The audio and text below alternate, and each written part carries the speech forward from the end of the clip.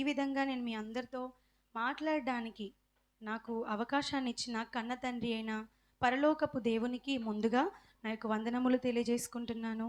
అదేవిధంగా ఎంతో ఆసక్తితో మీ పనులన్నీ పక్కన పెట్టి ఆదివారం అనగానే చక్కగా సన్నిధికి విచ్చేసి దేవుణ్ణి ఆరాధించుటకు, దేవుని నామాన్ని స్తుతించుటకు, వాక్యం విని మన బ్రతుకులను దిద్దుకొనుటకు చేరి వచ్చినటువంటి నా ప్రియమైన ప్రతి ఒక్క సహోదరి మనకి, అలాగే దైవజనులకి, అలాగే పాస్టమ్ గారికి, అలాగే ఇక్కడ ఉన్న పెద్దలు అందరికీ కూడా ప్రభు అయిన యేసుక్రీస్తు వారి పరిశుద్ధమైన నామంలో నా యొక్క శుభాభివందనములు తెలియజేసుకుంటున్నానండి.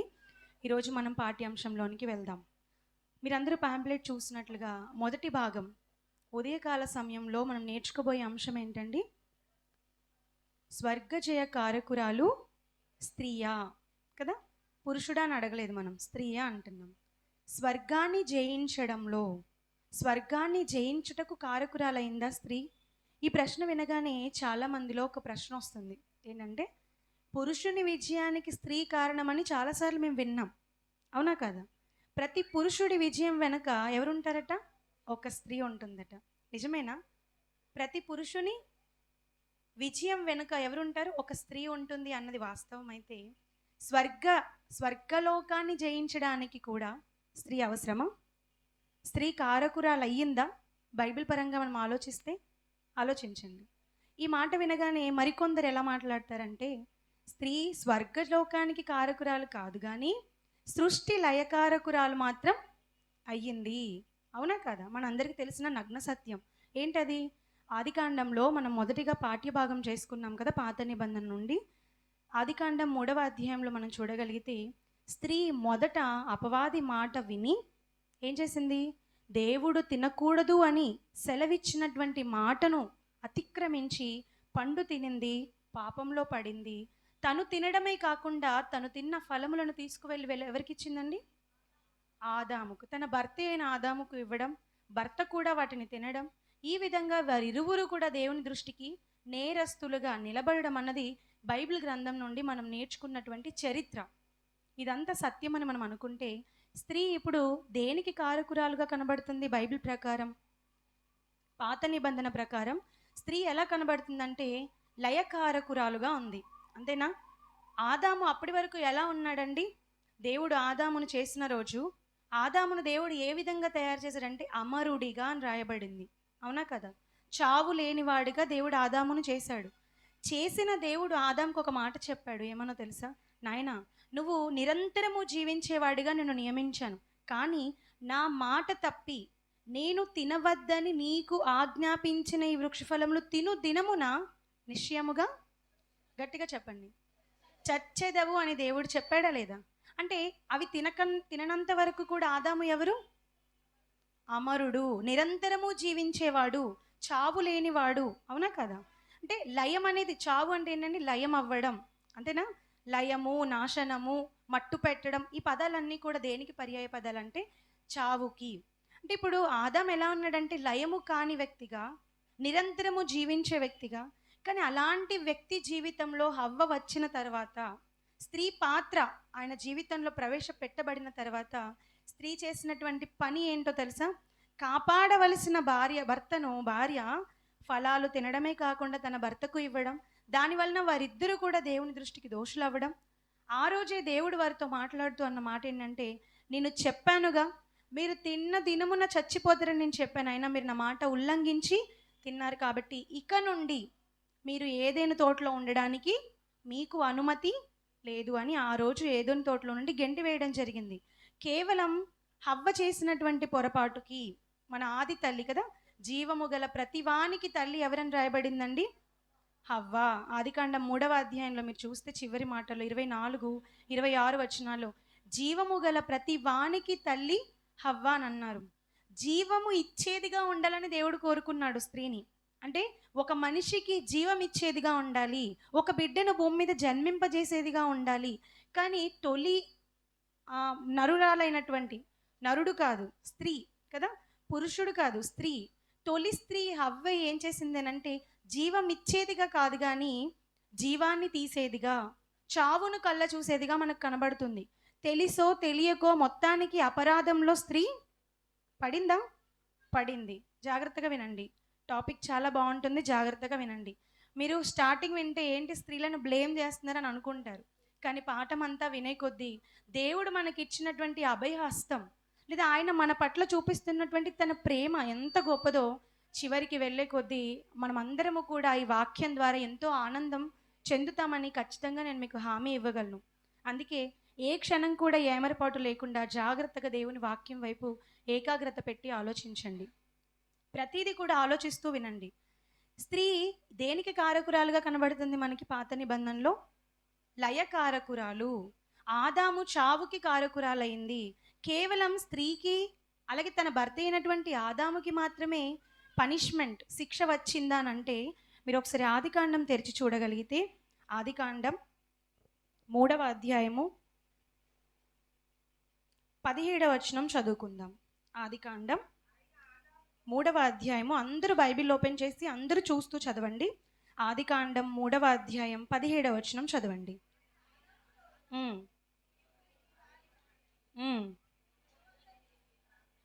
తినవద్దని నేను నీకు ఆజ్ఞాపించిన వృక్షఫలములు తింటివి గనుక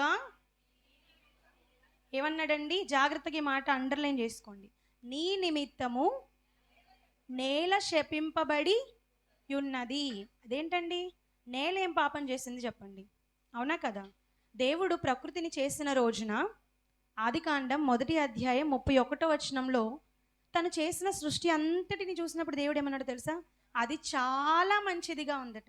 అది మంచిది అనలేదు, చాలా మంచిది అన్న దేవుడే ఎందుకు నేలను శపించాడు? అక్కడ చెప్పాడు రీజన్. ఎవరి కొరకు నేల శపించబడింది? నీ నిమిత్తము అన్నాడు. అంటే ఆదాము తప్పు చేయడానికి కారణం ఎవరు? హవ్వమ్మేనా? హవ్వమ్మ కనులకి రమ్యమైనదిగా, ఎంతో ఆహ్లాదకరంగా, వివేకమిచ్చుది ఫలముగా అది కనబడింది. ఎప్పుడైతే ఇవి తిని తన భర్తకి ఇచ్చిందో, భర్త పాపం చేయడం వల్ల, భార్య పాపం చేయడం వల్ల వీరిరువురి పాపానికి మీ నిమిత్తము ఎవరు శపించబడ్డారు? నేల. అర్థమవుతుందా? ఇప్పుడు సృష్టికైనా నాశనం జరిగింది, వారికి పనిష్మెంట్ లభించింది. వేదనతో నువ్వు పిల్లల్ని కంటావు అని చెప్పాడు దేవుడు స్త్రీతో. పురుషునితో నీ బ్రతుకు దినములన్నిటను నీ చెమట ఓర్చి నువ్వు భోజనం చెయ్యాలి అని చెప్పాడు. వీరిరువురికి ఇచ్చిన పనిష్మెంట్ చిన్నదే, కానీ నేల అంటే ఎంత భూభాగం ఉంది ఈరోజు భూమి మీద ఆలోచించండి. ఆరిన నేల అంటాం. అంటే సముద్రాలు, చెరువులు, నదులు కాకుండా మిగిలిన నేల అంతా కూడా ఎవరి నిమిత్తం శపించబడింది? ఆదాము హవ్వల నిమిత్తమేనా? అంటే స్త్రీ దేనికి కారకురాలుగా ఉందో తెలుసా? జయకారకురాలుగా లేదు. ఒక విజయాన్ని తెచ్చిపెట్టేదిగా స్త్రీ మనకి కనిపించట్లేదు. మరి ఎలా ఉంది అని అంటే సృష్టి లయమవ్వడానికి కారకురాలుగా ఉంది స్త్రీ. అవునా కదా? నేను చెప్తున్నానా బైబిల్ చెప్పిందా? కదా? అంటే ఇప్పుడు ఎవరి దగ్గరికైనా మనం వెళ్ళి స్త్రీ స్వర్గజయ కారకురాలని గర్వంగా చెప్పుకున్నాం అనుకోండి, స్త్రీ జాతిని అంతా చూపించి, ఊరుకోండమ్మా, గొప్పలు చెప్పుకోకండి. గొప్పలు చెప్పుకోవడానికి కూడా ఒక హద్దు ఉండాలి. మొట్టమొదటి తల్లి హవ్వమ్మే పండు తినకపోతే ఈరోజు మనకు పాపం ఉండేది కాదు. ఆమె పండు తిని తన భర్తకు ఆ పండు ఇవ్వకపోతే మనకందరికీ చావు ఉండేది కాదని నిందించే వాళ్ళు ఈరోజు క్రైస్తవ సమాజంలో ఉన్నారా లేరా చెప్పండి? ఉన్నారా లేరా? ఉన్నారు. ఎన్నో ప్రసంగాలు కూడా హవ్వ తల్లి మీద చేస్తున్న వారు ఉన్నారు. అంటే తను చేసిన తప్పే ఈరోజు మనందరికి చుట్టుకుంది, తను పాపం చేయడం వల్ల ఈరోజు మనం అందరం చచ్చిపోతున్నాము, మరణం అనేది మనకు సంభవించింది అని చెప్తున్నారు. నిజమేనండి, హవ్వ చేసినది ఖచ్చితంగా 100% తప్పే. ఆమె సృష్టి లయకారకురాలుగానే ఉంది. అయితే దేవుని మనసు ఏంటో తెలుసా? ఎక్కడ తప్పు జరుగుతుందో అక్కడే దాన్ని సరిదిద్దాలనుకునే మెంటాలిటీ, మనస్తత్వం ఎవరిది? దేవునిది. ఇది అర్థం అవ్వాలంటే ఒక విషయం మీకు చెప్తాను. మోషే గారు మీ అందరికి తెలుసు కదండి, మహానాయకుడు. ఎవరికి నాయకుడు ఆయన? ఇశ్రాయేలు జనాంగానికి నాయకుడై 40 సంవత్సరాలు అరణ్యంలో అంత వృద్ధాప్యంలో కూడా అలుపెరుగక తన సైన్యాన్ని నడిపించినటువంటి ఒక గొప్ప ప్రవక్తగా మనకి మోషే గారు కనిపిస్తారు.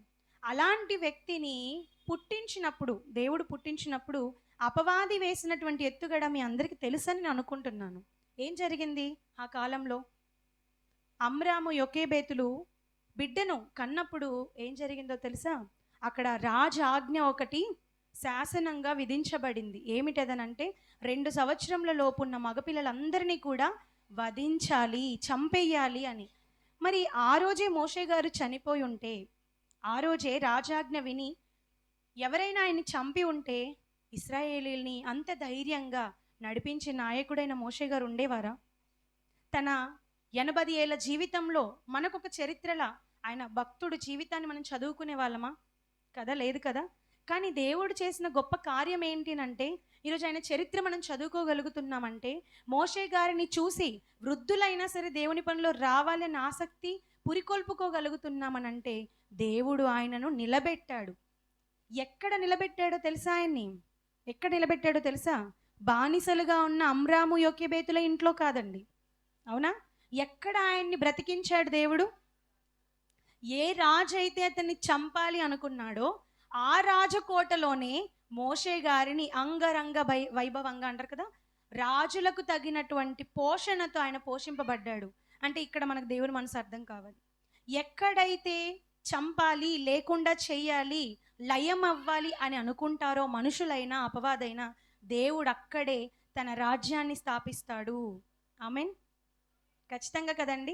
ఎక్కడైతే చెడు చెయ్యాలని మనుషులు అనుకున్నా, అపవాది అనుకున్నా, అక్కడ ఖచ్చితంగా దేవుడు తన యొక్క క్రియను, తన యొక్క అద్భుత కార్యాలను చూపించే దేవుడు ఆయన. నమ్ముతున్నాం కదండి మాటలు మనం అందరము కూడా. మన జీవితాల్లో కూడా ఎన్నోసార్లు ఇంకా నా పని అయిపోయింది, నేను ఇంకా బ్రతకను, మరొక రోజు నేను చూడను అనుకునే సందర్భాలు ఎంతోమంది జీవితంలో ఎన్నోసార్లు వచ్చుండొచ్చు. కాదంటారా చెప్పండి? ఎన్నో ప్రమాదాలను బారిన మనం పడుండొచ్చు. ఇంకా చెప్పాలంటే శరీరానికి దెబ్బ తగిలిన మనం తట్టుకోగలం, కానీ మానసికంగా మనల్ని అనే మాటలు, మనం పడే వ్యధ, ఒకరికి చెప్పుకోలేని పరిస్థితిలో ఉన్నప్పుడు నిజంగా మనం ఎలా ఫీల్ అవుతాం? నేను బ్రతికి వేస్ట్ అని అనుకుంటాం. కానీ అలాంటి సమయాల్లో కూడా మనం ఓదార్పు కలిగి నిలబడగలిగామంటే ఇప్పుడు మనం ఏమని చెప్పుకుంటామో తెలుసా? ఆ రోజు నాకు ఆ శోధన వచ్చింది, ఈరోజు నేను నిలబడడానికే అని చెప్పుకుంటున్నామా లేదా సాక్ష్యాలుగా మనం అందరం? అంటే ఎక్కడైతే కీడు జరుగుతుందో అక్కడే దేవుడు సరిదిద్ది మేలును చేసే దేవుడు ఆయన. అందుకే హవ్వ స్త్రీ జాతి కదా. హవ్వమ్మ ఇప్పుడు ఏ లింగం అని చెప్పుకుంటాం మనం? స్త్రీలింగమా పురుషలింగమా? కదా. దేవుడు నరుని చేసినప్పుడు ఆడదానిగాను మగవానిగాను వారిని సృజించెను అంటాడు. చూడండి ఆదికాండం 1వ అధ్యాయం 27వ వచనం చూడండి. దేవుడు తన స్వరూపమందు నరుని సృజించెను, దేవుని స్వరూపమందు వాని సృజించెను, స్త్రీనిగాను పురుషునిగాను వారిని సృజించెను. ఇప్పుడు స్త్రీ జాతి అయినా పురుష జాతి అయినా మనం అంతా ఎవరిలో నుండి వచ్చిన వారం? మనందరికీ తండ్రి ఎవరు? దేవుడే కదా. ఈరోజు ఆయన్ని నోరారా తండ్రి అని మనం పిలుచుకోగలుగుతున్నామంటే మన ఆత్మలకు తండ్రి ఎవరు? దేవాది దేవుడు. ఆ దేవుడు మనకు తండ్రి అయితే ఆ దేవుని పోలికనే మనకి ఇచ్చాడు. అయితే ఆయన చేసినప్పుడు స్త్రీ జాతిని చేశాడు, పురుష జాతిని చేశాడు. స్త్రీలో ఉన్నది అపవాది మనసు, పురుషుల్లో ఉన్నది దేవుని మనసు అనుకోవడానికి ఉందా ఇక్కడ? అసలు తావే లేదు. ఎందుకంటే దేవుడు నరుని చేసినప్పుడు స్త్రీలుగా కొందరిని, పురుషులుగా కొందరిని, తల్లి గర్భంలో ఒక పిండానికి స్త్రీలింగాన్ని ఇవ్వాలా, పురుషలింగాన్ని ఇవ్వాలా? పుట్టబోయే బిడ్డ ఎవరు అన్నది మన చేతిలో ఉందండి? ఒక తల్లి నెల తప్పిన తర్వాత నాకు మగబిడ్డ పుట్టాలి అనుకుంటుంది, లేదా మరికొందరు ఆడపిల్ల పుట్టాలి అనుకుంటారు. కానీ పుట్టేటప్పటికి వారు అనుకున్న ఆలోచనకు తగ్గట్టుగా పిల్లలు పుట్టరు. మరి మన చేతిలో ఇది లేదు కాబట్టే పిల్లలు అలా పుట్టట్లేదు. అంటే స్త్రీగా చేయాలి అన్న వారి రూపాన్ని, పురుషునిగా వారి రూపాన్ని భూమి మీదకి రప్పించాలి అన్న దేవుని చేతిలో ఉంది. ఇప్పుడు స్త్రీగా మనకు మొట్టమొదటి స్త్రీగా భూమి మీద ఎవరు కనబడుతున్నారు? హవ్వమ్మ. దేవుడైన యెహోవా ఆదాము యొక్క ప్రక్కటెముకను తీసి, అవునా, స్త్రీ రూపంగా ఆమెను మలచి ఆమెను ఆదాం దగ్గర తీసుకొని వచ్చినప్పుడు ఆదాం అన్నాడు, నువ్వు ఏమని పిలువబడతావో తెలుసా? నరునిలో నుండి తీయబడితివి గనుక నారీ అని పిలువబడతావని చెప్పారు. అంటే నరులు అని పేరు పెడతాడు. అలాగే ఆదికాండం 5వ అధ్యాయం మీరు చూస్తే 2-3 వచనంలో దేవుడు వారికి ఏమని పేరు పెట్టాడు? ఆదామును హవ్వను సృజించి వారికి నరులు అని పేరు పెట్టడం చెప్పారు. అంటే మనం అందరం ఈరోజు భూమి మీద నరులమైతే నరులలో 2 జాతులు ఉన్నాయి. ఏంటా జాతి? స్త్రీ జాతి, పురుష జాతి. ఇక ఈ 2 కాకుండా మరొక జాతి కూడా వచ్చింది. ఏంటది? నపుంసక జాతి కదా. కానీ ఈరోజు విమెన్ సండే కాబట్టి ప్రత్యేకంగా మనం ఆడవారి గురించి మాట్లాడుకుంటున్నాం కాబట్టి ఆడవారి చరిత్రలోనికి మనం వెళ్ళగలిగితే అసలు ఆడవారికి మూలం అంతేనా? మనందరికీ మూలం ఎవరు అని అంటే జీవము గల ప్రతివానికి తల్లి హవ్వ. అంటే స్త్రీ అయినా కనబడుతుంది మనకి. స్త్రీకి ఆదాం అవ్వచ్చు భర్త, అంటే లేదంటే ఆయన ఎముకలో నుండి ఇవి రావచ్చు. కానీ ఈరోజు పుట్టుకొచ్చిన సమస్త మానవాళికి తల్లిగా దేవుడు ఎవరికి అధికారం ఇచ్చాడంటే హవ్వమ్మకే. తప్పు జరిగాక కూడా దేవుడు ఏమన్నాడు? నువ్వు తల్లిగానే ఉంటావు. మరి ఎలా పోతుంది? ఈ లయమైపోతుంది కదా. ఇప్పుడు సృష్టి అంతా ఏమైపోయింది? శాపానికి లోనైందా? నీ వలన, నీ నిమిత్తం నేల శపించబడింది కదా. మరి ఇప్పుడు శపించబడినటువంటి ఈ దీనికి పరిష్కారం ఏంటి? ఏంటి దీనికి సొల్యూషన్ ఏంటి? అంతేనా? మనం అనుకోకుండా ఒక్కొక్కసారి మన బాడీలో తినకూడని ఆహారమో చేయకూడని మిస్టేక్స్ చేస్తూ ఉంటాం. తర్వాత హాస్పిటల్కి వెళ్ళినప్పుడు డాక్టర్ గారు ఏం చేస్తారు? దాన్ని సవరించడానికి కొన్ని మెడిసిన్స్ మనకి ఇస్తారు. అవి వేసుకున్నప్పుడు మనకు వచ్చిన థైరాయిడ్ తగ్గొచ్చు, అంతేనా? మనకు పెరిగిన కిడ్నీ స్టోన్స్ కరగడానికి ఇవ్వచ్చు. అంటే మనం చేసిన తప్పుకి దాన్ని సరిదిద్దడానికి ఒక డాక్టర్ ఎలాగైతే భూమి మీద మెడిసిన్ ఇచ్చి మనల్ని సరిచేస్తూ బ్యాలెన్స్ చేస్తున్నాడో మన బాడీని, అలా దేవుడు కూడా మనం చేసినటువంటి తప్పుని ఒప్పుగా చేయడానికి లేదా తప్పుని సరిదిద్దడానికి దేవుడేసిన ప్రణాళిక ఎంత గొప్పదో ఈరోజు మనం నేర్చుకుందాం. స్త్రీ సృష్టి లయకారకురాలయ్యింది. సృష్టి అంటే ఏంటి చెప్పండి? చెప్పండి, ఎవరైనా చెప్పండి, పర్వాలేదు. సృష్టి అంటే ఏంటండి? ఎస్, భూమి, ఆకాశం, మన చుట్టూ ఉన్నటువంటి చెట్లు, చేమలు, పశువులు, పక్షులు, ఇదంతా కూడా సృష్టి కదా. ప్రకృతి అంటాం, సృష్టి అంటాం. ఇది సృష్టి అనుకుంటే ఈ సృష్టిలో మనం ఎంతకాలం ఉంటాం చెప్పండి? ఎంతకాలం అండి సృష్టిలో మనం ఉంటాం? 70 ఏండ్లు, అధిక బలం ఉంటే 80 ఏళ్ళు. కానీ ఆ 80 ఏళ్ళ వరకు మనం బ్రతకగలమంటారా? ఆడవాళ్ళు ఎక్కువగా అంటుంటారు ఏమని తెలుసా? నేను 40 ఏళ్ళు 50 ఏళ్ళు వచ్చేసరికి నా పని అయిపోద్ది, ఎందుకంటే నేను చేయలేకపోతున్నాను అంటామా లేదా? మోకాలు నొప్పులు ఉంటాయి, నడుము నొప్పి ఉంటుంది, కుడి చేయితో పనిచేసి స్పాండిలైటిస్ వచ్చి మెడల నొప్పులు ఉన్నాయి. అంటే ఈ కాలంలో కనీసం 80 దాకా వెళ్ళడం కూడా మనము కష్టమే. అందుకే మనం సువార్త చేస్తున్నప్పుడు, మీరు అందరు సువార్తలకు వెళ్తారు కదండి. సువార్తలకు ఎంతమంది వెళ్తారు? ఒకసారి హ్యాండ్ రేస్ చేస్తారా? ఒక్క నిమిషం అండి. సువార్తకు ఎంతమంది వెళ్తారు? హ్యాండ్ రేస్ చేస్తారా? వెళ్ళరా అండి ఎవరు? కనీసం మీ ఇంటి పక్కన ఉన్న వాళ్ళకైనా వాక్యం చెప్తారు కదా, మీ బంధువులకైనా దేవుని గురించి చెప్తారు కదా, చెప్పరా అండి? చెప్తాం కదా మనం అందరం. అదే సువార్త. క్రీస్తు మరణ సమాధి పునరుద్ధానములు దేవుడు ఉన్నాడని చెప్పడమే సువార్త. ఈ సువార్త చేసే మనం అందరము కూడా ఎందు నిమిత్తం సువార్త చేస్తున్నాం? అందులో ఏ మాట మనం చెప్తామనంటే, నువ్వు ఎంత సంపాదించుకున్నా ఇదేది కూడా నీకు దక్కదు. ఏదో ఒక రోజు నువ్వు భూమిని వదిలిపెట్టి వెళ్ళిపోవాలి. నువ్వు బంగారం సంపాదించినా నీతో రాదు, డబ్బులు సంపాదించినా నీతో రావు, నువ్వు కన్న పిల్లలు కట్టుకున్న భర్త కూడా నీతో రాడు. ఇవే కదా విషయాలు మనం అందులో ప్రస్తావిస్తాం. అంటే 40 ఏళ్ళున్నా, 20 ఏళ్ళున్నా, 10 ఏళ్ళు మనం భూమి మీద ఉన్నా, 100 ఏళ్ళు మనం భూమి మీద ఉన్నా, ఇందులో నుండి మనం ఏది పట్టుకొని పోము. కనుక ఇప్పుడు సృష్టితో మనకేమైనా పని ఉందా? ఉన్నంతకాలం అనుభవిస్తామే తప్ప వెళ్ళిపోయినప్పుడు సృష్టి మనతో కూడా వస్తుందా? చెప్పాలి, అందరూ చెప్పాలి. రాదు కదా. ఇప్పుడు సృష్టి లయమైపోతే మనకేంటి చెప్పండి? సృష్టి లయమైపోతే మనకేమి ఏమీ అవసరం లేదు.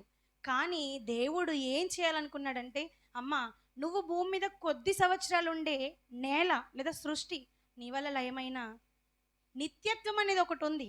దాన్ని మనం ఏమంటాం ఈరోజు? పరలోకం, స్వర్గలోకం అంటూ ఉంటాం, అంతేనా? ఇప్పుడు స్వర్గంలో ఎవరున్నారు? దేవుడు ఉన్నాడు. తండ్రి అయిన దేవుడు అక్కడే ఉన్నాడు పరలోకంలో. మనమందరము చచ్చిపోతే ఎక్కడికి వెళ్ళాలని ఆశపడుతూ ఉంటాం చెప్పండి? నేను ఎన్ని సంవత్సరాలైనా భూమి మీద పాత్రేసుకుని ఇక్కడే ఉంటానని అనుకుంటామా ఎవరేమైనా? లేదు. పెద్ద బంగ్లా కట్టాను, కోట్ల రూపాయలు పెట్టి నేను ఇక్కడే ఉండిపోతాను, ఎక్కడికి వెళ్ళనని మనం ఛాలెంజ్ చేసి చెప్పగలమా? చెప్పలేం. నేను కేజీల బంగారం సంపాదించాను కాబట్టి నేను ఎక్కడికి వెళ్ళనని గుండె మీద చేసుకొని ధీమాగా చెప్పగలమా? ఇది నాది, నేను ఇక్కడే ఉంటానని చెప్పగలమా? చెప్పలేం. అంటే ఎప్పుడైనా మనిషి భూమిని విడిచి, తమ ఆస్తుల్ని విడిచి వెళ్ళిపోవాలి. మరి ఈరోజు క్రైస్తవులుగా ఈ సంఘంలో కూర్చున్న మనమందరం దేని కొరకు ఆరాట పడుతున్నామంటే, ఈ భూమి మీద ఉండడానికి కాదు, ఈ భూమి మీద సంపాదించిన వాటితో అనుభవించడానికి మనం ఆరాట పడట్లేదు, కానీ రాబోవు లోకాన్ని పొందుకోవాలన్న తృష్ణతోనైనా మనం అందరం ఉన్నాం. అందుకనే ఈరోజు మీరు అందరూ ఇక్కడ చర్చ్కి వచ్చారు. ఎందుకు వచ్చారు చెప్పండి? చర్చ్కి చాలామంది ఆదివారం వచ్చేసరికి సెలవు ఉంటుంది కాబట్టి చక్కగా బిర్యానీ వండుకొని తింటారు, అంతేనా? మటన్, చికెన్ వండుకొని పండగ చేసుకుంటారు. వెకేషన్స్ కాబట్టి ఎక్కడికైనా తిరగడానికి వెళ్తారు. అవన్నీ మానుకొని మీరు సంఘానికి వచ్చారంటేనే అందులోనే తెలుస్తుంది ఏమన్నా తెలుసా? మీకు కావలసింది లోకం కాదు, దేవుడు కావాలి, దేవుడున్న లోకం కావాలి, దేవుని మనస్సు తెలుసుకోవాలి. ఇదే నా మీ అందరి ఆశ. ఎస్ అండి, ఖచ్చితంగా. ఎందుకంటే మీరు అందరూ దేవుని మాటలు వినడానికి వచ్చారంటే పరలోకం కోసం వచ్చారు. మరి పరలోకం వెళ్ళాలంటే పరలోకం ఎలాంటి లోకం? దయచేసి కొంచెం డిస్టర్బెన్స్. పరలోకం ఎలాంటి లోకమో తెలుసా? నాశనము లేని లోకం, నిత్యము ఉండే లోకం. అంతేనా? సృష్టి నాశనం అయిపోతుంది.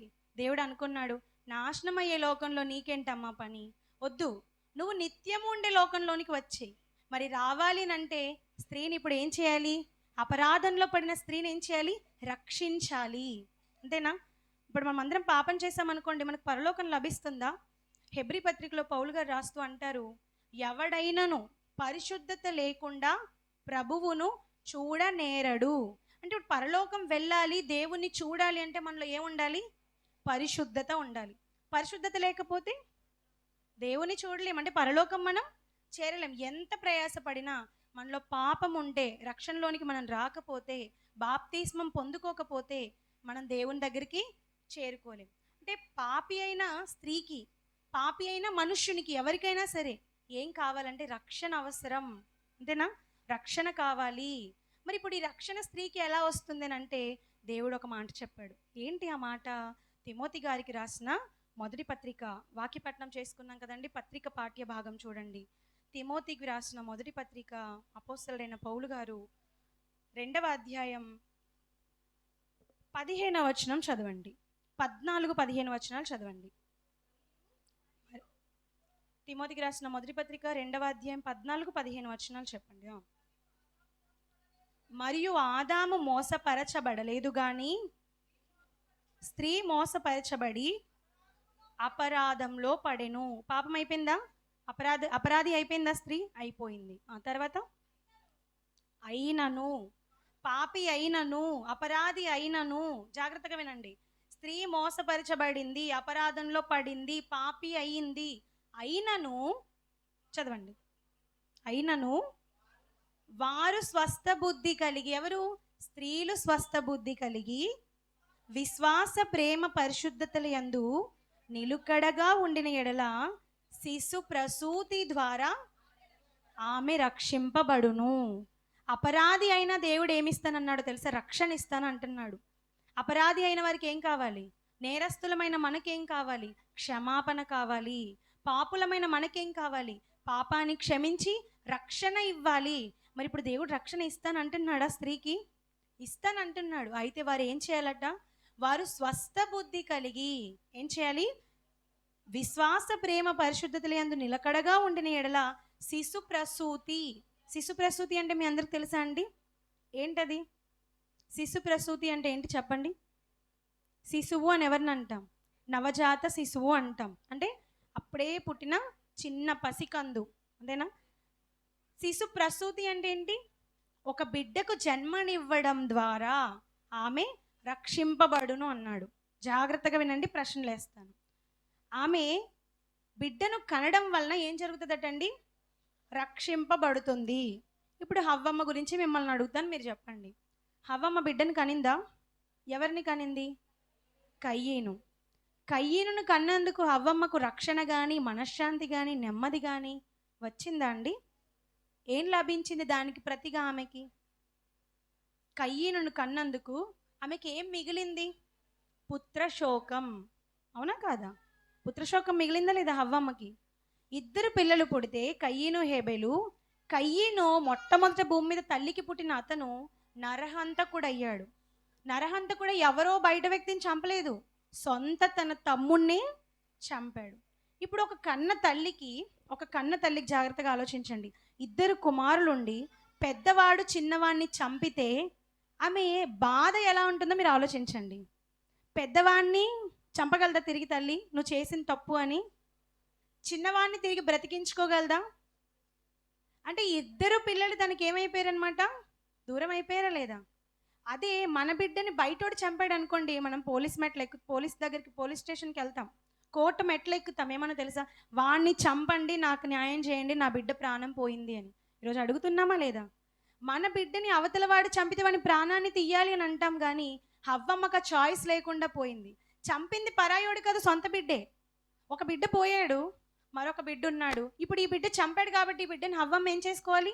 కోపంతో చంపేసుకోవాలి. కానీ చంపేసుకోగలదా ఏ తల్లైనా? కానీ దేవుడు చూశాడు, కయ్యనుకు శిక్ష వేశాడు. దేశదిమ్మరిగా తిరుగుతూ ఉన్నాడు. ఇప్పుడు హవ్వమ్మ దగ్గర ఏ పిల్లలు మిగిలారు చెప్పండి? కన్న తల్లికి ఏదండి సంతృప్తినిస్తుంది? తన పిల్లలు తన కళ్ళ ముందు ఉండడమే కదా. తను అన్నం పెట్టినా పెట్టకపోయినా, తనను కొట్టినా తిట్టినా, తన ఇంట్లో అంత మూలన స్థలం ఇస్తే తల్లి ఎంతో సంతోషపడుతుందా లేదా? పోన్లే, ఎక్కడో అనాథాశ్రమాల్లో నేను లేను, నా పిల్లల దగ్గర నేను ఉన్నాను. కానీ హవ్వమ్మక సంతోషం ఉందా చెప్పండి? భూమి మీద అప్పటికి ఏ మనుషులు లేరు. మీరైనా మీకు బాధలు వస్తే ఎక్కడికి వెళ్తారో తెలుసా? పక్కింటి శాంతమ్మో చిట్టమ్మో, అవునా, వాళ్ళ దగ్గరికి వెళ్తారు. వెళ్ళి అమ్మ నా కొడుకు ఇలా చేశాడమ్మా అని మీ బాధను వెళ్ళగొక్కుంటారు. హవ్వమ్మ ఇప్పుడు ఎవరికి చెప్పుకోవాలి చెప్పండి? నా కొడుకే ఇంకో కొడుకుని చంపాడు, ఆ కొడుకు నాకు కాకుండా పోయాడని ఎవరికి తన మనస్సులో ఆవేదన చెప్పుకుంటుంది చెప్పండి? అంటే ఎంత భయంకరమైనటువంటి దిగుల్లోనికి వెళ్ళిపోయింది ఆలోచించండి. వ్యధ ఎలా ఉంటుందంటే, నేను చెబుతున్నాను కానీ నాకు అది అర్థం అవ్వదండి. ఎవరైతే దాన్ని అనుభవిస్తారో, అలాంటి బాధలు ఎవరికైతే కలుగుతాయో వాళ్ళు దాన్ని అనుభవించగలరు. ఆ బాధ ఏంటో వాళ్ళకి అర్థం అవుతుంది అనుభవపూర్వకంగా. నిజంగా హవ్వమ్మ రక్షణ పొందిందానంటే, రక్షణ కంటే కూడా హవ్వమ్మకి ఏం మిగిలిందో తెలుసా? దుఃఖం మీద దుఃఖమే మిగిలింది. బిడ్డను కన్నదా? యెహోవా దయ వలన నేను ఒక మనుషుని సంపాదించుకొన్నాను అని చెప్పగలిగింది తప్ప, ఆ బిడ్డ ఆమెకి ఏమంటారు, సంపాద్యంగా స్వాస్థ్యంగా మిగలలేదండి. ఈరోజు మనం ఏమని చెప్తాం? కుమారులు యెహోవా అనుగ్రహించు స్వాస్థ్యం అంటే మన మన ఆస్తి, మన సంపద, మన వజ్ర వైడూర్యాలు ఎవరండి? మన పిల్లలే కదా. పిల్లలు చూసి ఏమంటారు మీరు? నా బంగారు కొండ అంటారు. అంటే బంగారం కొండ అతను. నా వజ్రాల మూట అంటారు. నిజంగా వజ్రాల మూట చింతల్లి. కానీ ఎందుకు అలా అంటున్నామంటే, నా ఆస్తి వీళ్ళే, నా పిల్లలు ఉంటే నాకు చాలు, ఇంకా తిండి లేకపోయినా పర్వాలేదు, నా పిల్లలు నా కళ్ళ ముందు ఉంటే చాలు అని. కానీ హవ్వమ్మకి ఏం మిగిలింది చెప్పండి? అది మిగిలిందా? సంపాదించుకున్నానంది కన్నప్పుడు, కానీ సంపాదించుకున్న తన దగ్గర ఉందా? పెద్దయ్యక ఆదాము కయ్యను ఆమె దగ్గర ఉన్నాడా అండి? లేడండి. కయ్యను లేక, హేబెలు లేక, మరలా ఇద్దరు ఒంటరి ఎంతకాలం వేద అనుభవించారో మనకు తెలియదు. కానీ దేవుడు వారి బాధను చూసి మరలా ఒక కుమారుని ఇచ్చాడు. ఆయన ఎవరు? షేతు. ఇలా షేతు దగ్గర నుండి భూమి మీద వంశావళంతా కూడా అభివృద్ధి చెందింది. అయినా సరే స్త్రీ జాతి దగ్గరికి వచ్చేసరికి ఏదో ఒక లోటు. ఏంటంటే, నా వలన సృష్టి నాశనం అయింది. స్త్రీ జాతికి ఒక కలంకంగా ఆ పని ఉండిపోయింది అలాగే. ఇప్పుడు దాన్ని తీసివేయాలి, ఎత్తివేయాలని అంటే, ఏ స్త్రీ దగ్గర అయితే ముప్పు కలిగిందో ఆ స్త్రీ జాతిలో నుండే రక్షణను కూడా పుట్టించాలనుకున్నాడండి దేవుడు. ఇప్పటికే మీకు అర్థమైపోయి ఉంటుంది. స్త్రీ జాతిలో రక్షణ పుట్టిందా పుట్టలేదా చెప్పండి? పుట్టింది. ఎలా పుట్టిందో తెలుసా? ఈరోజు మనం భూమిని వద్దు, పరలోకం కావాలి, స్వర్గం కావాలని ఏదైతే కోరుకుంటున్నామో ఆ స్వర్గానికి మార్గం ఎవరండి? పరలోకానికి మార్గం ఎవరండి? యోహాను సువార్త 14వ అధ్యాయం 6-7 వచనాలు చూస్తే, నేనే మార్గము అని అన్నారు. ఎవరు చెప్తున్నారు మాట? యేసుక్రీస్తు వారు అంటున్నారు, తండ్రి దగ్గరకు వెళ్ళాలంటే మీకు మార్గం తెలీదు, నేనే ఆ మార్గాన్ని, నా ద్వారానే ఎవడైనా తండ్రి దగ్గరకు వెళ్ళగలడు. అంటే పరలోకానికి, స్వర్గానికి చేరాలంటే మనం అంతా ఎక్కడికి రావాలి? మార్గమైన క్రీస్తు దగ్గరికి రావాలి. మరి క్రీస్తు వారే భూమి మీదకి రావాలంటే క్రీస్తు వారికి మార్గం ఎవరు చెప్పండి? యేసుక్రీస్తు వారికి మార్గం ఎవరండి? ఒక పురుషుడు కనబడుతున్నాడా? ఒక యోసేపు ఉన్నాడా? చెప్పండి. ఒక యోసేపు కన్నాడా యేసుప్రభుని? కాదండి. ఎవరు కన్నారని రాయబడిందో తెలుసా? అదే మనం చదువుకున్నాం కదా, లూకా సువార్త పాఠ్య భాగం చూడండి. లూకా సువార్త 1వ అధ్యాయం, లూకా సువార్త 1వ అధ్యాయం 41 నుండి చూద్దామండి. 40వ వచనం నుండి చూద్దాం. జకర్యా ఇంటిలో ప్రవేశించి ఎలిజబెత్కు వందన వచనం చేసినెవరు? మరియమ్మ తల్లి వచ్చింది. మరి బంధువురాలు కదా, ఎలిజబెత్ దగ్గరికి వచ్చి వందన వచనం చేసినప్పుడు ఎలిజబెత్ మరి యొక్క వందన వచనం వినగానే ఆమె గర్భంలో శిశువు గంతులు వేసెను. అంతటా ఎలిజబెత్ అంటుంది, ఎలిజబెత్ ఏమని చెప్తుందో తెలుసా అండి? పరిశుద్ధాత్మతో నిండుకొనినదై బిగ్గరగా గట్టిగా తన ఆనందంతో పరిశుద్ధాత్మ పూర్వకంగా ఆమె చెప్తున్న మాట ఏంటంటే, స్త్రీలలో నీవు ఆశీర్వదింపబడిన దానవు. స్త్రీలలో, ఈ మాట అండర్లైన్ చేసుకోండి, స్త్రీలలో ఆశీర్వాదం అంటే ఆ హవ్వ తల్లి మొదలుకొని ఆనాటి వరకు లేదా ఈనాటి వరకు ప్రపంచం అంతమైపోయినంత వరకు స్త్రీ జాతిలోనే, స్త్రీలందరిలో నువ్వెవరో తెలుసా? ఆశీర్వదింపబడినదాను. ఎలా ఆశీర్వదింపబడిందా ఆమెనంటే, నీ గర్భఫలమును ఆశీర్వదింపబడును. నా ప్రభువు తల్లి నా యొద్దకు వచ్చుట నాకేలాగు ప్రాప్తించెను. ఇదిగో నీ శుభవచనము వినగానే, నా చెవిని పడగానే నా గర్భంలోని శిశువు ఆనందంతో గంతులు వేసెను. ప్రభువు ఆమెకు తెలియజేయించిన మాటలు సిద్ధించును గనుక నమ్మిన ఆమె ధన్యురాలనెను. అప్పుడు మరి ఏమంటుందో చూడండి. నా ప్రాణము ప్రభువును గణపరచుచున్నది. ఆయన తన దాసురాలి దీనస్థితిని కటాక్షించెను. నా ఆత్మ నా రక్షకుడైన దేవుని యందు ఆనందించెను. సర్వశక్తిమంతుడు నాకు గొప్ప కార్యములు చేసెను గనుక ఇది మొదలుకొని అన్ని తరముల వారు, ఇది మొదలుకొని అన్ని తరాల వారు ఏమని చెప్పుకుంటారట? ధన్యురాలని, నన్ను ధన్యురాలని అందరూ. ఆయన నామము పరిశుద్ధము. నిజంగా ఆ మాట మరియమ్మ గారు అనగలిగారంటే, మరియమ్మ తెల్ల మాట చెప్పగలిగిందంటే ఎంత కాన్ఫిడెంట్ ఆమెకు కలిగి ఉంటుందో తెలుసా? ఎందుకు ఆ ధైర్యం ఆమెకు వచ్చింది? ఎందుకు అంత ఓపెన్గా ఆమె అన్ని తరాల వారు నన్ను ధన్యురాలు, నన్ను పొగుడతారని చెప్తుంది అంటే, ముందే దేవుడు ఆమె దగ్గరికి గబ్రియేల్ అని ఒక దూతను పంపించారు. ఆ దూత వచ్చి ఏమని చెప్పిందో తెలుసా? అమ్మా, నువ్వు దయాప్రాప్తురాలివమ్మా. నిజంగా దేవుడు ప్రతి స్త్రీని చూసినప్పుడు ఆ హవ్వ లాంటి మనస్తత్వం లేకుండా, అంటే ఒక పురుషుణ్ణి లేదా తన పిల్లలను చెడులో పడనీయకుండా పెంచగలిగే తల్లి ఎవరు, అలాంటి సత్త సామర్థ్యాలు కలిగిన స్త్రీలు ఎవరని దేవుడు చూస్తూనే ఉన్నాడు, కనిపెడుతూనే ఉన్నాడు. చూడగా చూడగా చూడగా ఎన్నో తరాలు గతిస్తున్నాయి తప్ప అలాంటి మనస్తత్వం కలిగిన స్త్రీ దేవుడికి కనిపించలేదు. కానీ చివరికి ఒక్కరు కనిపించారు. ఎవరామె? అందుకే ఆమె గురించి రాయబడిన మాట ఏంటంటే దయాప్రాప్తురాలు, దయ పొందిన దానవు. ఎలాంటి దయ పొందిందో తెలుసా? లోక రక్షకుణ్ణి ఆమె గర్భంలో దేవుడు ప్రవేశపెట్టే అంత గొప్ప ధన్యత. ఎంత గొప్ప ధన్యత అండి! ఆ మాట ఆలోచిస్తుంటే మనకి ఎలా నిజంగా అండి పులకరిస్తుందండి ఒళ్ళంతా కూడా. స్త్రీ జాతికి దేవుడిచ్చిన అదృష్టం ఇది, భాగ్యం ఇది. కానీ చాలా మంది దీన్ని పట్టించుకోవట్లేదండి. ఆనాడు హవ్వమ్మ ఎలాగైతే ఆలోచించిందో, చెడు చేయడానికి ఆలోచనలు కలిగి బలహీన ఘటంగా ఉండి, ఆలోచన లేకుండా, ఆలోచన రహితంగా ఏది పడితే అది చేసుకుంటూ తన భర్తను పాపంలో పడవేసేదిగా స్త్రీలు ఉన్నదో ఆ రోజు, ఈరోజు స్త్రీలు కూడా అలాంటి మనస్తత్వంతోనే ఉన్నారు. దేవుడు చూస్తున్నాడా? చూడట్లేదా? చూస్తున్నాడు. అందుకే కదా మరియమ్మ గారు అంటున్నారు అన్ని తరముల వారు. అంటే ప్రతి తరాన్ని దేవుడు చూస్తూ వచ్చాడా? ఏ తరంలో నా కొరకు నా పిల్లోని, అంటే ఇప్పుడు యేసుప్రభుని పంపించాడు అనుకోండి దేవుడు, ఇప్పుడు యేసుప్రభుని ఎలా పెంచాలా తల్లి? కయ్యన్లా పెంచకూడదు, అవునా కదా? ఇప్పుడు హవ్వమ్మ జాగ్రత్తగా పెంచుంటే, భయభక్తుల్లో నేర్పించి ఉంటే కయ్యను తన తమ్ముని చంపుకుంటాడా?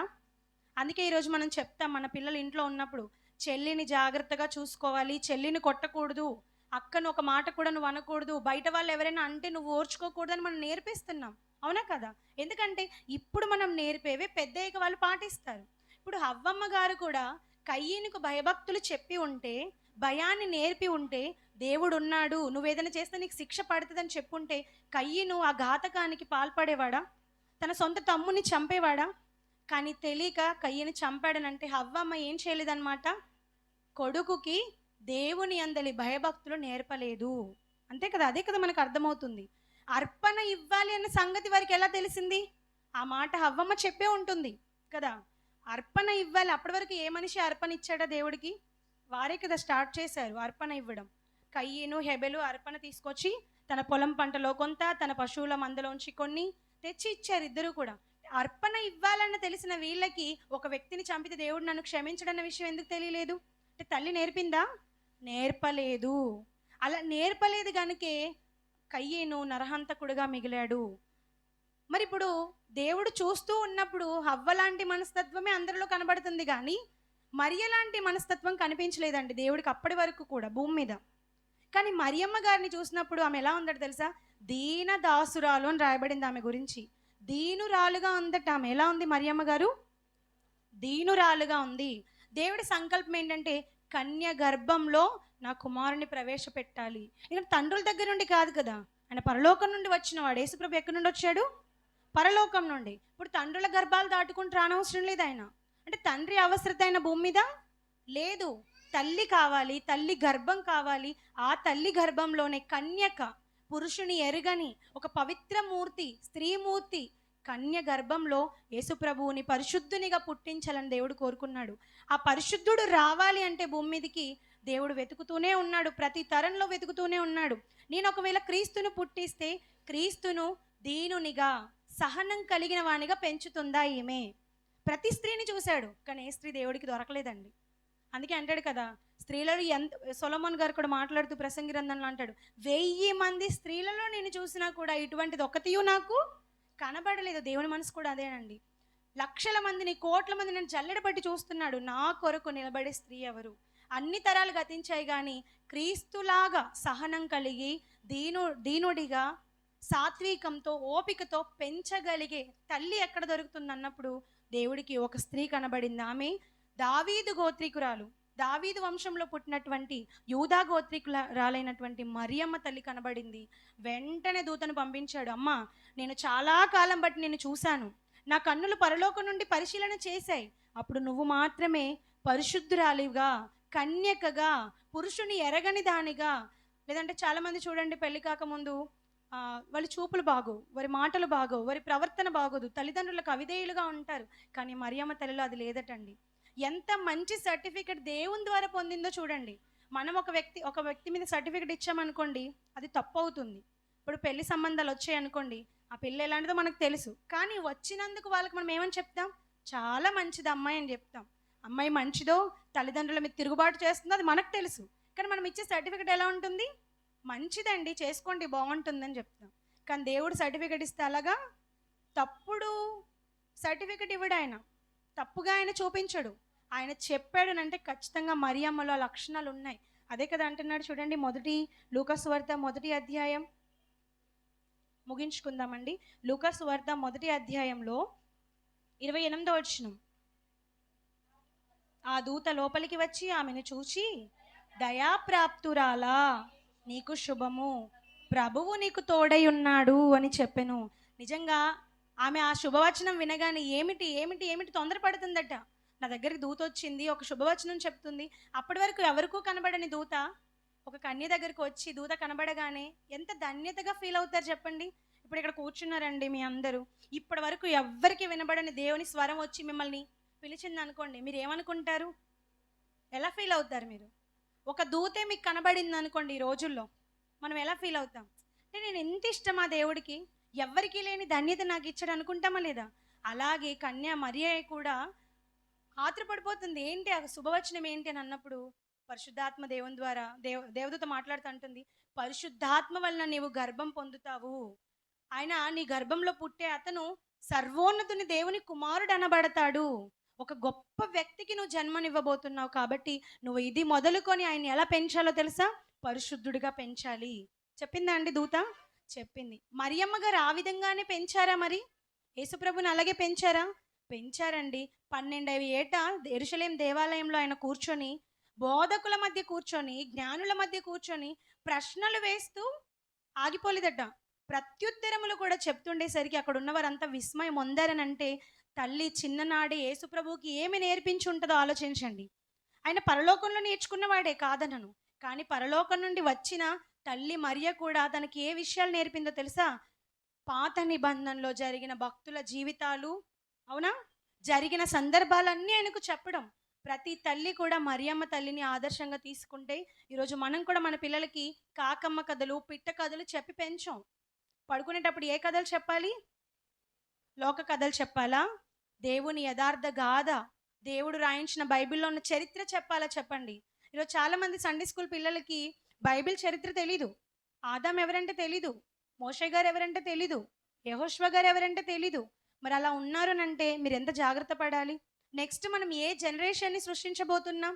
యెహోవానైనను ఆయన చేసిన కార్యములనైనను ఎరుగని తరమా మనం చేస్తుంది? లేదంటే లేదు లేదు, నేను నేర్చుకున్న ఈ జ్ఞానాన్ని నా పిల్లలకు కూడా నేర్పాలి, వాళ్ళు కూడా రాబోయే తరాల వారికి దేవుని గురించి చెప్పాలి అంటే మీ చేతుల్లోనే దేవుడు ఆ భాగ్యాన్ని పెట్టాడు. దాని కొరకే మీ గర్భాల్లో పిల్లల్ని పుట్టిస్తున్నాడు. అవునా కదా? ఇప్పుడు శిశు ప్రసూతి ద్వారా కదా ఆమె రక్షింపబడాలి. మరి ఆదాము దగ్గర ఉన్నటువంటి, ఆదాం భార్య అయినటువంటి హవ్వమ్మ బిడ్డను కనిందా? శిశు ప్రసూతి జరిగిందా ఆమెకి? కయ్యను పుట్టాడు, హేబేలు పుట్టాడు, షేతు పుట్టాడు. వాళ్ళు కాకుండా ఇంకా అనేక మంది కుమార్తెలు, కుమారులు వారికి కలిగారు. మరి రక్షణ లేదే, రక్షణ పొందలేదే, వ్యధతోనే మిగిలిపోయిందామె. మరి ఎవరి గురించి ఆ మాట రాయబడింది? శిశు ప్రసూతి ద్వారా రక్షణ అనుకుంటే, ఈరోజు భూమి మీద పిల్లలను కన్న తల్లులు ఎంతమంది ఉన్నారు చెప్పండి? కోట్ల మంది. అవునా కదా చెప్పండి? ప్రతి దేశంలోనూ పిల్లలను కంటున్న తల్లులు ఉన్నారా లేదా? ఉన్నారు. ఒకరికి ఒకరు, ఇద్దరు, 10 మంది, 15 మంది పిల్లల్ని కన్న తల్లులు కూడా భూమి మీద ఉన్నారు. మరి ఇంతమంది తల్లులు ఉన్నప్పుడు, ఇంతమంది శిశు ప్రసూతులు తల్లులు జరుగుతూ ఉన్నప్పుడు, మరి వీరందరూ రక్షణ పొందుతున్నారా? వారు ఒకవేళ రక్షణ పొందితే మరలా మనమంతా క్రీస్తు దగ్గరికి రావాల్సిన అవసరం ఏంటి? అవునా? బిడ్డ పుట్టగానే రక్షణ వచ్చేస్తుంది అనుకుంటే, మనమంతా ఎందుకు సంఘానికి రావాలి? మనమంతా ఎందుకు బాప్తిస్మం తీసుకోవాలి? మనమంతా ఎందుకు ఆదివారం రొట్టె ద్రాక్షరసం తీసుకోవాలి? మనమంతా ఎందుకు వాక్యాన్ని వింటూ మనల్ని మనం పరిశుద్ధపరచుకోవాలి? రక్షణ వచ్చేసినప్పుడు ఇంక దేనితో మనకి పని లేదు. కానీ పిల్లలు కంటున్న వారెవరికి రక్షణ రావట్లేదు గనుకనే మనమంతా క్రీస్తు రక్షకుడైన యేసుక్రీస్తు వారి దగ్గరికి వస్తున్నాం. ఆయన యొక్క రక్తంలో, పవిత్రమైన రక్తంలో పరిశుద్ధపరచబడుతున్నాం. అంటే మనకి బిడ్డ పుట్టడం వలన రక్షణ రావట్లేదు. మరి తిమోతి గారికి పౌలు గారు రాస్తున్న మాట ఎవరి కొరకు? ఏ శిశు ప్రసూతి కొరకునంటే మరియమ్మ గారు కన్నారే ఆ శిశు ప్రసూతి కొరకు చెప్తున్నాడు ఆయన. రక్షణ ఎక్కడొచ్చింది? మన కడుపున పుట్టిన పిల్లల నుండి మనకు రక్షణ వచ్చిందా? లేదండి. మరియమ్మ తల్లి గర్భం నుండి ఒక శిశువు పుట్టాడే భూమి మీద, ఆయన నుండి వచ్చింది రక్షణ. ఆ రక్షణ గురించి ఆయన చెప్తున్నాడు.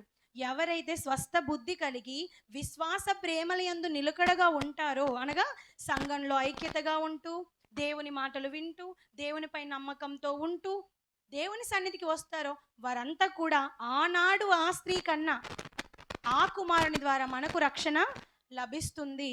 అందుకే గలతీ పత్రిక చూడండి, గలతీలకు రాసిన పత్రిక 4వ అధ్యాయం 4వ వచనం.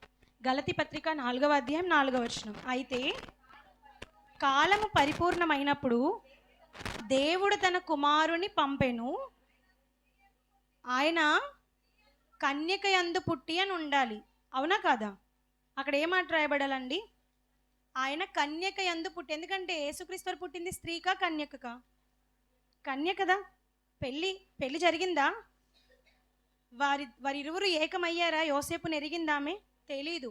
అంటే ఆమె ఇప్పుడు అప్పటి వరకు ఎలా ఉంది? పురుషుని ఎరుగని కన్నె పిల్ల అంటే కదా, కన్యకగా ఉంది. మరి ఇక్కడ ఏమంటున్నాడు? స్త్రీ యందు పుట్టి అంటున్నాడు ఏంటి? జాగ్రత్తగా వినండి. ఇక్కడ ఎందుకు స్త్రీ అని మెన్షన్ చేశాడో తెలుసా పౌలు గారు రాస్తూ? ఆయన జ్ఞానం లేక కాదండి, మహాజ్ఞాని. ఆయన ధర్మశాస్త్రంలో ప్రవీణత కలిగిన వాడు. అవునా? గమలియేల్ దగ్గర శాస్త్రాలన్నింటినీ కూడా అవపోసన పట్టినవాడు, ధర్మశాస్త్రం అంతటినీ కూడా. మరి అలాంటి వ్యక్తి స్త్రీ అని ఎందుకు అన్నాడనంటే, ఎంతో జ్ఞానయుక్తంగా ఆయన మాట పలికాడు. ఎందుకంటే కన్యక అయినా కూడా ఆమె ఏ జాతికి చెందింది? స్త్రీ జాతికి. ఇప్పుడు ఇక్కడ చిన్న బిడ్డ ఉంటుందండి, చాలా చిన్న బిడ్డ. ఇప్పుడు చిన్న బిడ్డలు ఇక్కడ ఉన్నారు కదా, అదిగో పాప ఉంది. ఇప్పుడు ఆ పాపను చూసి స్త్రీ అనొచ్చా మనం? అనొచ్చు. ఎందుకంటే ఆమె లింగం, ఏ జెండర్ ఆమెది. మీరు హాస్పిటల్కి వెళ్ళినప్పుడు, స్కూల్స్కి వెళ్ళినప్పుడు, ఒక ప్రయాణ టికెట్ కొనుగోలు చేసినప్పుడు అక్కడ ఏమని అడుగుతారు తెలుసా? జెండర్ అడుగుతారు. ఫీమేలా మేలా? ఒక్క సంవత్సరం ఉన్నా, ఒక్క రోజు బేబీ అయినా హాస్పిటల్ ఏమని రాస్తారు డాక్యుమెంట్లో? ఫీమేల్ అంటారు. అంటే స్త్రీ జాతి, పురుష జాతి. అంతేనా? స్త్రీలింగం, పురుషలింగం. అంటే ఆ పాప కూడా ఇప్పుడు స్త్రీగా పిలువబడొచ్చా? పిలువబడొచ్చు. కన్య అయినా, స్త్రీగా పుట్టిన వారు ఎవరైనా, స్త్రీ జాతిలో ఉన్న వారంతా కూడా స్త్రీలే. అందుకే ఇక్కడ అంటున్నాడు స్త్రీ అందు అని. ఎందుకైనా చెప్పాడనంటే దాని వెనక ఉద్దేశం, పురుషునిలో పుట్టలేదు యేసుప్రభు వారు. మనము రక్షకుడు అనుకునే రక్షకుడు ఎవరి యందు పుట్టాడనంటే స్త్రీ యందు. స్త్రీ గర్భం నుండి భూమి మీదకి వచ్చాడు. పరలోకానికి మార్గమైన యేసు ప్రభువుకి భూమి మీదకి మార్గం ఎవరయ్యారు తెలుసా? ఒక పురుషుడు కాదు, ఒక స్త్రీ. ఎంత గొప్ప అదృష్టాన్ని దేవుడు మనకిచ్చాడు ఆలోచించండి ప్రియమైన దేవుని వారలారా. అవునా కదా? కానీ ఈరోజు అది గుర్తించక మనం ఏం చేస్తున్నాం? మనకు పుట్టిన పిల్లల్ని పట్టించుకోవట్లేదు. మనము అంటే ఇక్కడ కూర్చున్న మీరే కాదండి, స్త్రీలందరినీ ఉద్దేశించి చెప్తున్నాను. ఈరోజు లోకం మీద వార్తలు వినండి. స్త్రీలు చేసేటటువంటి దుష్కార్యాలు, దుష్ప్రవర్తన ఎంత దారుణంగా ఉందో ఆలోచించండి. యూట్యూబ్ ఓపెన్ చేస్తే ఒక స్త్రీ గురించి వినకూడని మాటలన్నీ మనం వింటున్నామంటే స్త్రీ జాతికి కళంకాన్ని తెచ్చేవారుగానే ఉన్నారు తప్ప దేవుడు స్త్రీ జాతికి ఇచ్చినటువంటి విలువను గుర్తించేవారుగా లేరండి. మరి ఈరోజు ఆ స్త్రీ జాతికి తమ యొక్క విలువను, మనకు దేవుడిచ్చిన భాగ్యాన్ని చెప్పే బాధ్యత ఎవరికి ఉంది చెప్పండి? మనకు కాదా? మీకు కాదా? మనందరికీ అండి. అందుకే ఈరోజు ఈ పాఠాన్ని మీకు చెప్పడానికి గల ముఖ్య ఉద్దేశం అదే. మనం తెలుసుకోవాలి, మనం చాలా గొప్పవారం. దేవుడికి ఎవరి పట్ల వివక్ష ఉండదు. దేవుడు పురుషుని పక్షపాతి, స్త్రీని తక్కువ చూసాడనడానికి లేదు. దేవుడు ఇద్దరిని సమానంగా చూశాడు. ఇద్దరికి అన్ని విధాల అన్ని అవసరతలు కూడా తీరుస్తూ వచ్చాడు. ఇంకా చెప్పాలంటే పురుషుని కంటే ఒక మెట్టు కుటుంబ పాలనలో స్త్రీకే ఇచ్చాడు కదండి. పురుషుడు పొద్దున వెళతాడు కష్టపడడానికి, అవునా? సాయంత్రం అవుతుంది ఇంటికి చేరేసరికి. మరి పొద్దున్న నుండి సాయంత్రం వరకు పిల్లల్ని కాసే పనైనా, అత్తమామలకు వండి పెట్టి వారి ఆరోగ్యం బాగోగులు చూసుకునే పనైనా, లేదంటే సంఘం ఉందనుకోండి, ఇంట నుండి సంఘాన్ని నడిపించాలన్నా, స్త్రీలను ఉత్తేజపరచాలన్నా, కుటుంబ పాలన ఎవరికి ఇచ్చాడండి? గృహ పరిపాలన అన్నాడు. స్త్రీలు యవన కాలమందు వివాహం చేసుకొని పిల్లలను కని గృహ పరిపాలన. పరిపాలన అంటే చిన్న విషయం అనుకుంటున్నారా మీరు? పరిపాలన అని ఎవరికి వాడతామో తెలుసా? రాజులకు వాడతాం. రాజులు పరిపాలించారంటాం. మరి దేవుడు మనల్ని కూడా ఎలా చూడాలనుకుంటున్నాడు తెలుసా?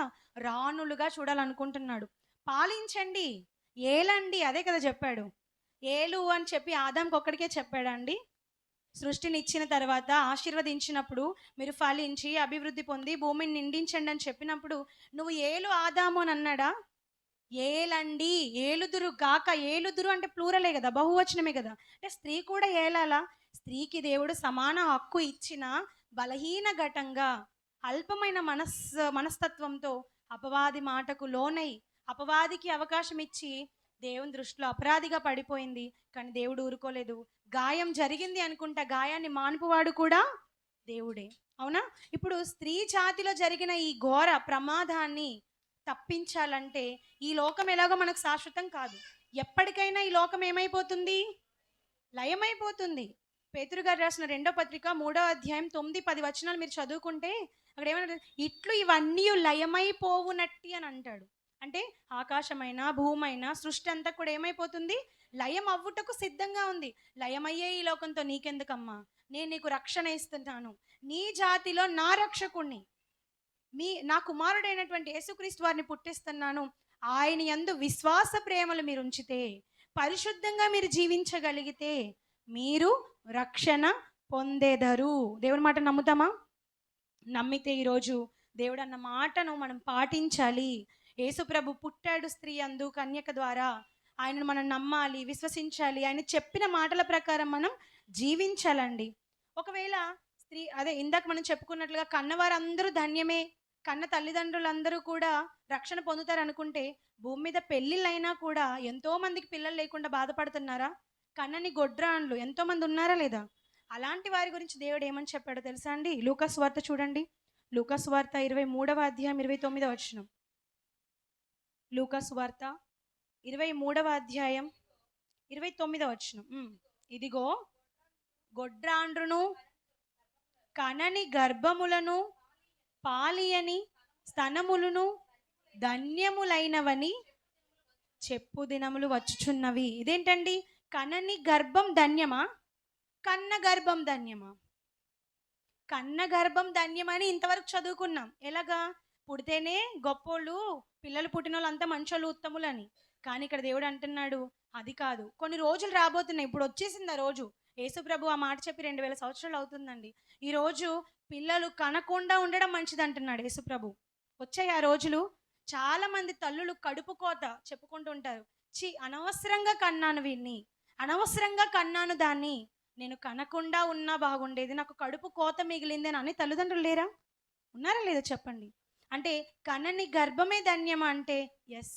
కని పిల్లలను కని పెంచి పెద్ద చేసి వారికి అన్ని అక్కర్లు తీర్చి పెద్దవాడైన తర్వాత ప్రయోజకుడు అవ్వకుండా తల్లిదండ్రుల మీద తిరుగుబాటు చేసేవాడు పుట్టినప్పుడు, అలా తయారైనప్పుడు తల్లిదండ్రులు అంటారు, ఆ మాట అంటారు వారు, నేను కనకుండా ఉన్నా బాగుండేది, పుట్టినప్పుడు నిన్ను చంపేసినా బాగుండేది, నీ నోట్లో వడ్ల గింజ వేసి నిన్ను చంపినా బాగుండేది అని. అంటే పిల్లలు పుట్టి ప్రయోజకులు కానప్పుడు వారిని కనకుండా ఉండడమే మంచిది. అందుకే ఇస్కరియోతు యూదా గురించి కూడా యేసుప్రభు ఏమన్నాడు? అట్టి మనుష్యుడు పుట్టి ఉండని ఎడల వానికి మేలు. అంటే కొన్ని సందర్భాల్లో పాలి అని స్తనములు, అంటే పాలు ఇవ్వలేని తల్లులు ఎంతోమంది బాధపడతారు. పిల్లలున్న తల్లులని చూసినప్పుడు అయ్యో నాకు పిల్లలు లేరే పరితాపం చెందుతూ ఉంటారు. కానీ నిజానికి యేసుప్రభు అన్న మాట ఏంటంటే మీ గర్భాలే ధన్యమమ్మ, మీరు చక్కగా పిల్లలు లేరు కాబట్టి ఇంకా ఘనంగా దేవుడి పని చేయొచ్చు. అవునా కదా? ఈరోజు పిల్లలు ఉన్న వారిని చూడండి, ఎక్కడికి వెళ్ళలేరు, ఎక్కడ కూర్చోలేరు. ఇప్పుడు చూసారా ఇందాక గట్టిగా పాప ఏడ్చేసరికి కిందికి వెళ్ళలేకపోతుంది. ఎందుకంటే వెళ్తే మాటలు మిస్ అయిపోతాం. అవునా కదా? అలాగని పాపను చూసుకోవాలి ఖచ్చితంగా. కనుక పిల్లలు ఉన్నారనంటే ఎంతో కొంత సమస్య ఉంటుంది. పిల్లలు పుట్టలేదనుకోండి, ఇంకా ధన్యంగా మనం ఫీల్ అయ్యి, నాకు దేవుడు తన పని చేయడానికి ఇంకా అవకాశం ఇచ్చాడనుకోని మనం ముందుకు వెళ్ళాలి. పిల్లలున్నారనుకోండి, అన్ని సభలకు మనం వెళ్ళగలమా? అన్ని సార్లు చర్చికి రాగలమా? వారికి కొంచెం నలతగా ఉంటే మనం ఇబ్బంది పడిపోతూ ఉంటాం. వారికి ఏదైనా జరిగితే మనం పరిగెడుతూ ఉంటాం.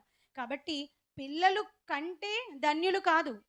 కని ఎప్పుడు ధన్యులవుతారంటే, కని వారిని ప్రయోజకులుగా చేసినప్పుడు, యేసుక్రీస్తు వారిలా వారిని పెంచినప్పుడు, భక్తుల్లా వారిని పెంచినప్పుడు, ఒక మోషే, ఒక దానియేలు, ఒక యోషువ, అవునా? ఒక నోవహు, వీళ్ళంతా ఎంత భక్తి కలిగి ఉన్నారో, ఆ భక్తుల జీవితాలు వారికి నేర్పించి పెంచినప్పుడు, పెద్దవారైనప్పుడు వాడు ఏం చేయడట? అందులో నుండి తొలగిపోడు. పిల్లలు పెద్దయ్యాక మీ మాట వినకుండా ఉండకూడదు అనుకుంటే, చిన్నప్పుడు మీరు వారికి ఏం నేర్పించాలి? భక్తుల జీవితాలను ఆదర్శంగా నేర్పించాలి.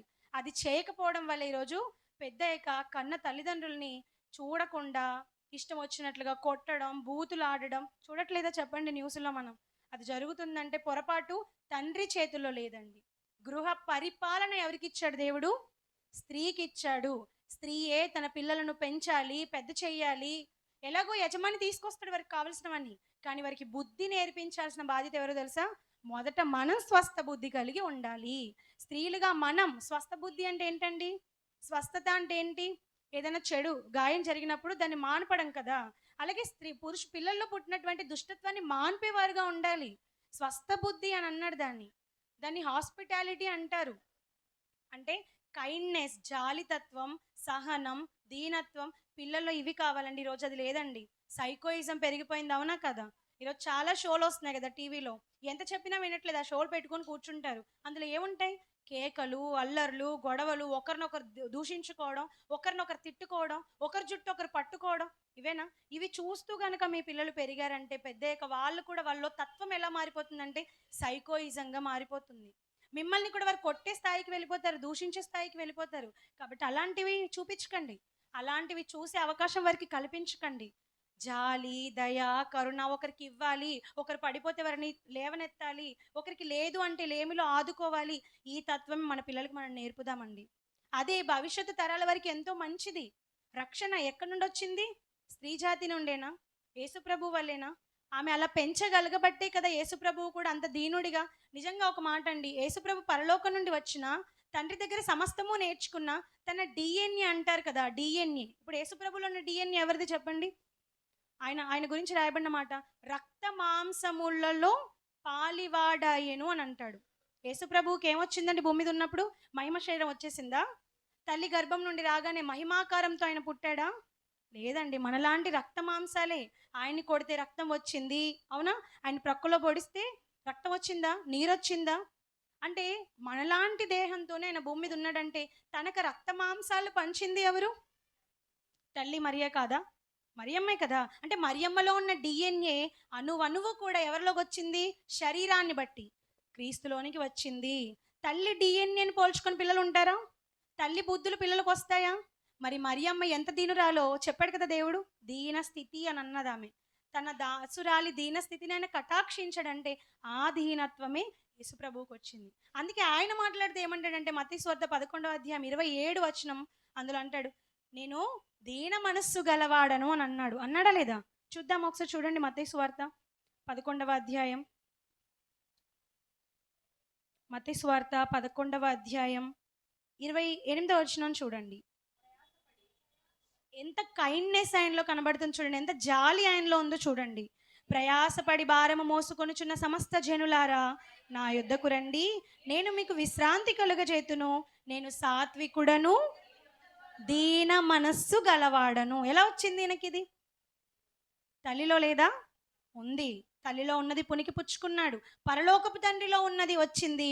భూమి మీద శరీరాన్ని బట్టి మరియలో ఉన్నది కూడా ఆయనలోనికి వచ్చింది. అంటే దేవుడు పిల్లల్ని ఇచ్చేటప్పుడు ప్రతి తల్లిని చూస్తాడు తను మంచిగా పెంచాలని. కానీ ఎప్పుడైతే తల్లి దుర్మార్గంగా పెంచుతుందో, ఒక అత్తల్లి తెలుసు కదా మనందరికీ, ఎలా పెంచింది తన పిల్లలను? దుర్మార్గంగా ప్రవర్తించుటకు పెంచింది.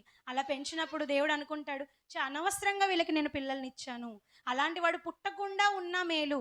ఆ మాట దేవుడు మన పిల్లల్ని బట్టి అనకూడదు. మన పిల్లల్ని ఎవరైనా చూసి పొగిడితే మనం ఇష్టపడతామా? ఏంటి ఇంత దరిద్రుడు అంటే ఇష్టపడతామా చెప్పండి? మన పిల్లల్ని మన కళ్ళ ముందు ఎవరైనా ఏమనాలి? బా ఎంత గొప్పవాడండి, ఎంత మంచి బిడ్డకు జన్మనిచ్చావమ్మా అని అంటే ఎంతో సంతోషం మనకి. మరి దేవాది దేవుడే మనకు పిల్లల్ని ఇచ్చాడు కదా, ఆ దేవుడే మనల్ని చూసి దరిద్రుడు, బల నమ్మకమైన మంచి దాసుడు అనకుండా చెడ్డ దాసుడు, దుర్గుణములు గలవాడని మన పిల్లల్ని అన్నాడు అనుకోండి, ఆ రోజు మనకి ఎలా ఉంటుంది? అంటే నా పెంపకం సరిగ్గా లేదా, నేను సరిగ్గా పెంచలేదా, నా పనిని నా బాధ్యతను సరిగ్గా నేను నిర్వర్తించలేదా, అంటే దేవుడు భాగ్యాన్ని ఇచ్చినా కూడా మనం ఇంకా ఏం చేస్తున్నాం అనమాట? కాలదనుకుంటున్నాం. అలా మనం ఉండకూడదండి. లోకంలో ఉన్న వాళ్ళకి ఈ విషయాలు తెలియదు కాబట్టి వాళ్ళకి కావాలంటే ఫోన్ ఇచ్చేస్తారు, కావాలంటే సిస్టమ్ కొని పెట్టేస్తారు. వాళ్ళు ఏం చేసినా పెద్ద పట్టించుకోరు. జల్సాలకి పాకెట్ మనీలు కూడా ఇచ్చేస్తారు. కానీ మీరు అలా ఉండకూడదు, మనం అలా ఉండకూడదు.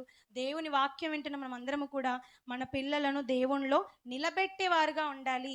చూసారా, ప్రయాసపడి భారం మోసుకొంచున్న సమస్త జనులు నా దగ్గరకు రండి అంటున్నాడు. అంటే ఆయన ఏమిస్తాడు? విశ్రాంతి. మనము కూడా మన పిల్లలతో మాట అనిపించగలగాలి. 10 మంది ఆయన ముందు ఉన్నప్పుడు, మన కుమారుడు ముందు 10 మంది ఉన్నప్పుడు వారిని రక్షించుటకు శక్తివంతుడిగా మన కుమారుడు ఉండాలి వాక్యం చెప్పి. మరి అలా పెంచే బాధ్యత ఎవరి మీద ఉంది? ఇప్పుడు తల్లులుగా మన మీదేనా? విమెన్స్ సండే అని గొప్పగా చెప్పుకోవడం కాదు. ఈ విమెన్స్ సండే రోజు మీరు నేర్చుకున్న ఈ మాటలు, విమెన్స్ అన్నవారు భూమి మీద ఉన్నంత కాలం మనం అదులో ఇది ఉండాలి.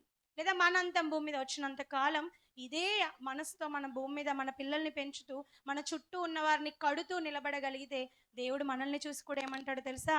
బలా నమ్మకమైన మంచి దాసురాలా, నా దీన దాసురాలివి, నువ్వు ధన్యురాలివమ్మా, నీ గర్భము ధన్యమమ్మా అంటాడు. ఆ మాట మీరు అనిపించుకోవాలనుకుంటే దేవుని సైన్యంగా మారండి, అపవాది సైన్యంగా కాదు. దేవుడు కోరుకుంది అదే. కీర్తనల గ్రంథం 68వ అధ్యాయం 11వ వచనంలో అంటాడు, ప్రభువు మాట సెలవిచ్చి ఉన్నాడు.